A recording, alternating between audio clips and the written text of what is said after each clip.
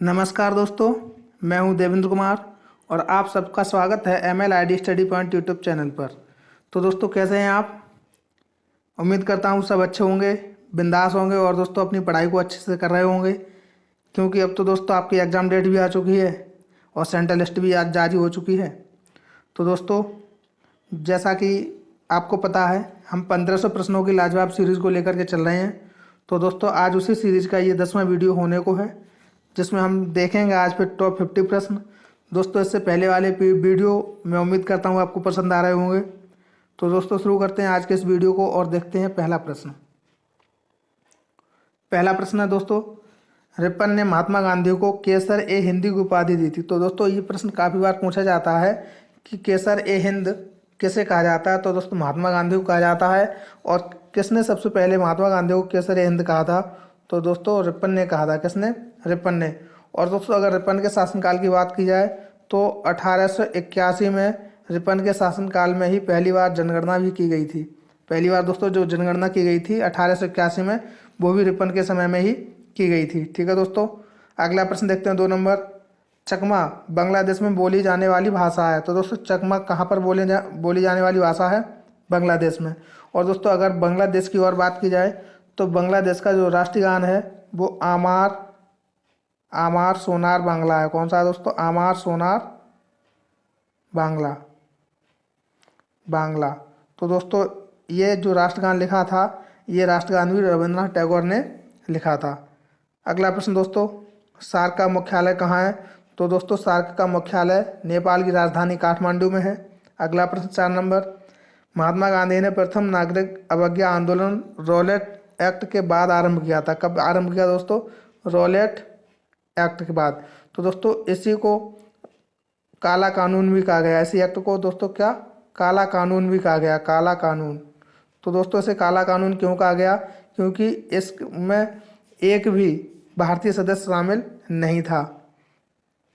अगला प्रश्न दोस्तों, राउरकेला इस्पात कारखाना जो खोला गया है, राउरकेला इस्पात कारखाना, दोस्तों ये जर्मनी की सहायता से खोला गया है। दोस्तों, ये प्रश्न काफ़ी बार पूछा जाता है कि राउरकेला इस्पात कारखाना में किसकी साझेदारी है? तो दोस्तों, जर्मनी की सहायता से खोला गया है। अगला प्रश्न है दोस्तों 6 नंबर, डीजल ड्राइवर प्रशिक्षण केंद्र कहाँ है? तो दोस्तों, डीजल ड्राइवर प्रशिक्षण केंद्र कहाँ है दोस्तों? आपका जमालपुर में। कहाँ है दोस्तों? जमालपुर में है। दोस्तों, मैं आपसे एक प्रश्न पूछता हूँ, चावल अनुसंधान संस्थान कहाँ है दोस्तों? इसका जवाब आप कमेंट के माध्यम से जरूर बताएं। चावल अनुसंधान संस्थान। अगला प्रश्न दोस्तों देखते हैं 7 नंबर, हमदर्द पुस्तक के लेखक कौन है? तो दोस्तों, हमदर्द पुस्तक के लेखक मोहम्मद अली जिन्ना है। कौन है दोस्तों? मोहम्मद अली जिन्ना है। अगला प्रश्न, 24 मार्च 1947 को माउंटबेटन भारत का वायसराय बनकर भारत आया था। कब आया था दोस्तों? 24 मार्च 1947 को माउंटबेटन भारत का वायसराय बनकर के आया था दोस्तों। अगला प्रश्न देखते हैं 9 नंबर, शांति स्वरूप भटनागर पुरस्कार विज्ञान के क्षेत्र में दिया जाता है। तो दोस्तों, विज्ञान के क्षेत्र में दिया जाने वाला पुरस्कार कौन सा है? शांति स्वरूप भटनागर। अगला प्रश्न, डीएनए मानव रक्त का घटक नहीं होता है। तो दोस्तों, डीएनए मानव रक्त में नहीं पाया जाता, लेकिन कहाँ पाया जाता है दोस्तों? तो डीएनए आपका माइटोकॉन्ड्रिया में पाया जाता है और केंद्रक में पाया जाता है। कहाँ दोस्तों? केंद्रक और माइटोकॉन्ड्रिया में। ठीक है दोस्तों, माइटोकॉन्ड्रिया में और केंद्रक में डीएनए पाया जाता है। डीएनए की फुल फॉर्म होती है दोस्तों डी राइबोज न्यूक्लियक एसिड। क्या होती है दोस्तों? D ribose nucleic acid. अगला प्रश्न 11 नंबर, सिनकोना वृक्ष विषवतीय वनों में पाए जाते हैं। तो दोस्तों, सिनकोना वृक्ष कहाँ पाए जाते हैं? विषवतीय वनों में पाए जाते हैं। और दोस्तों, जो मलेरिया की दवाई बनाई जाती है, कुनेन, मलेरिया की जो कुनेन दवाई बनाई जाती है, वो सिनकोना वृक्ष की छाल से ही बनाई जाती है। अगला प्रश्न 12 नंबर दोस्तों, रंगून इरावती नदी के तट पर स्थित है। तो दोस्तों, रंगून कहाँ स्थित है? इरावती नदी के तट पर स्थित है। अगला प्रश्न, एवोगैड्रो संख्या का मान कितना होता है? दोस्तों, एवोगैड्रो संख्या का मान कितना होता है? दोस्तों, एवोगैड्रो संख्या का मान 6.022 × 10⁻23 प्रति मोल होता है। दोस्तों, आप इसे याद रखेंगे, ये बहुत इंपॉर्टेंट संख्या है, काफ़ी बार पूछी जाती है, रेलवे में खास करके पूछी जाती है।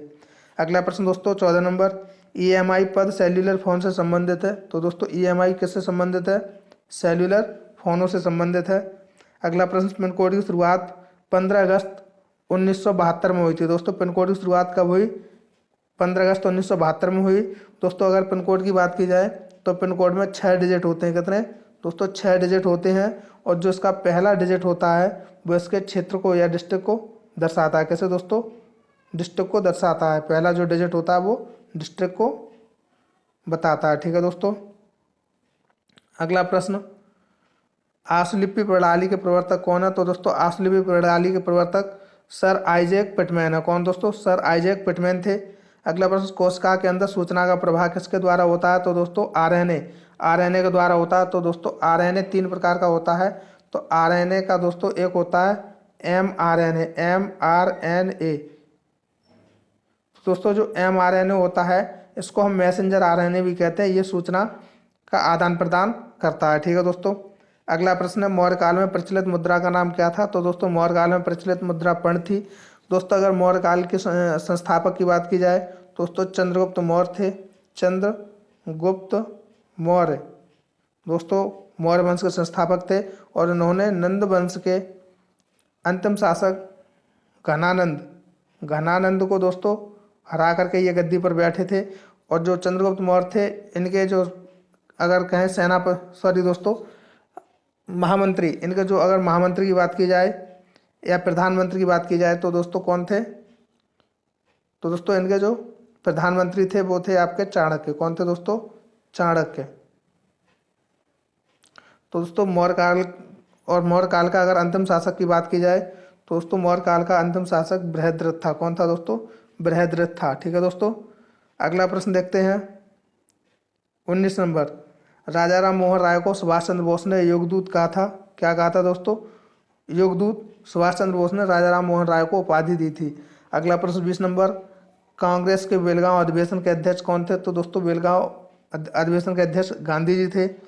अगला प्रश्न, अष्टभुजाकार प्रिज्म में 10 सतह होती हैं। अष्टभुजाकार जो प्रिज्म होता है उसमें दोस्तों कितनी सतह होती हैं? 10 सतह होती हैं। तो दोस्तों प्रिज्म क्या होता है?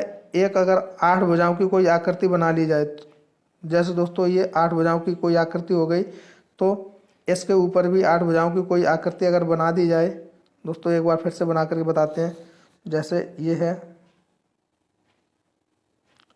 ये 8 भुजाओं की दोस्तों कोई आकृति हो गई। ठीक है दोस्तों। अब इसकी इस भुजा को ऐसे जोड़ना है, इस वाली को ऐसे जोड़ना है। तो दोस्तों ये कितनी सतह हो जाएंगी? कितनी सतह हो जाएंगी दोस्तों? 8 तो ये हो जाएंगी और 8 के बाद आपकी दोस्तों एक ये हो जाएगी और एक ये हो जाएगी। तो अष्टभुजाकार प्रिज्म में कितनी सतह होती हैं दोस्तों? 10 सतह होती हैं। कितनी? 10। अगला प्रश्न 22 नंबर, बायोगैस में मुख्यतः मीथेन गैस होती है। तो दोस्तों बायोगैस में मुख्य रूप से कौन सी होती है? मीथेन गैस होती है। और मीथेन गैस का सूत्र क्या होता है दोस्तों? CH4 होता है। अगला प्रश्न, मानव निर्मित प्रथम उपग्रह कौन सा है? तो दोस्तों मानव निर्मित प्रथम उपग्रह स्पुतनिक फर्स्ट है। कौन सा दोस्तों? स्पुतनिक फर्स्ट है। अगला प्रश्न, सजग रहो किससे संबंधित वाक्य है दोस्तों? तो सजग रहो स्काउट का आदर्श वाक्य है। अगला प्रश्न 25 नंबर, भूमध्य सागर जॉर्डन और इजराइल के बीच है। तो दोस्तों भूमध्य सागर कहाँ है? जॉर्डन और इजराइल के बीच है। अगला प्रश्न 26 नंबर, गोवा की स्वीकृत भाषा कौन सी है? तो दोस्तों गोवा की स्वीकृत भाषा कोंकणी है। और दोस्तों गोवा 1961 में पुर्तगालियों से आज़ाद हुआ था। ठीक है दोस्तों। अगला प्रश्न, भारतीयों के लिए महान सिल्क मार्ग किसने खोजे थे? तो दोस्तों कनिष्क ने भारतीयों के लिए महान सिल्क मार्ग की खोज की गई थी। नियाग्रा जलप्रपात दोस्तों कहाँ है? तो नियाग्रा जलप्रपात कनाडा और अमेरिका की सीमा पर है। कनाडा और अमेरिका की सीमा पर है। अगला प्रश्न देखते हैं दोस्तों 29 नंबर, ब्रह्मांड में विस्फोटी तारा ही अभिनव तारा कहलाता है। तो दोस्तों जो विस्फोटी तारा होता है उसी को हम अभिनव तारा का नाम दे देते हैं। अगला प्रश्न है बासी जनजाति। तो दोस्तों बासी जनजाति कहाँ पाई जाती है? तो दोस्तों बासी जनजाति आपकी लक्षद्वीप में है। कहाँ है दोस्तों? लक्षद्वीप में है। अगला प्रश्न 31 नंबर, दिसंबर 2004 के सुनामी हादसे में सबसे प्रभावित देश कौन सा है? तो दोस्तों दिसंबर 2004 में जो सुनामी घटना हुई थी इसमें इंडोनेशिया सबसे ज़्यादा प्रभावित हुआ था। अगला प्रश्न है कॉस्ट आयरन मैग्नीशियम मिलने से तन्य हो जाता है। जो कॉस्ट आयरन होता है दोस्तों, कॉस्ट आयरन ये मैग्नीशियम के मिलाने से कैसा हो जाता है? तन्य हो जाता है। अगला प्रश्न द्वितीयक सेल को संग्राहक सेल भी कहते हैं। तो दोस्तों सेकेंडरी सेल को हम क्या कहते हैं? संग्राहक सेल भी कहते हैं। अगला प्रश्न 34 नंबर, अभ्रक का विशिष्ट प्रतिरोध बहुत अधिक होता है दोस्तों। अगला प्रश्न 35 नंबर, आर्मेचर का जो कंप्यूटर होता है वो दोस्तों AC को DC में बदलता है, AC को DC में बदलता है। अगला प्रश्न 36 नंबर, एक शुद्ध कैपेसिटिव सर्किट का पावर फैक्टर लोडिंग होता है। क्या होता है दोस्तों? पावर फैक्टर लोडिंग होता है। अगला प्रश्न 37 नंबर, यूरोप महाद्वीप को मानव घर कहा जाता है। दोस्तों यूरोप महाद्वीप को क्या कहा जाता है? मानव घर कहा जाता है। अगला प्रश्न 38 नंबर, पीतल बनाने के लिए तांबे में जस्ता मिलाया जाता है। तो दोस्तों जो पीतल होती है वो कॉपर प्लस जिंक का जो मिश्रण होता है, जो मिश्र धातु बनेगी वो दोस्तों क्या बनती है? पीतल बनती है। ठीक है दोस्तों, ये काफ़ी बार पूछा जाता है, बहुत इंपॉर्टेंट है दोस्तों। एक मिश्र धातु आपसे पूछी जाती है। अगला प्रश्न 39 नंबर, मुगलों से लड़ने वाले पहले गुरु कौन थे? तो दोस्तों मुगलों से लड़ने वाले पहले गुरु गोविंद सिंह थे। अगला प्रश्न दोस्तों, अश्रु गैस का रासायनिक नाम क्या है? तो दोस्तों अश्रु गैस का रासायनिक नाम क्लोरोएसिटोफिनोन है। क्या दोस्तों? क्लोरोएसिटोफिनोन है।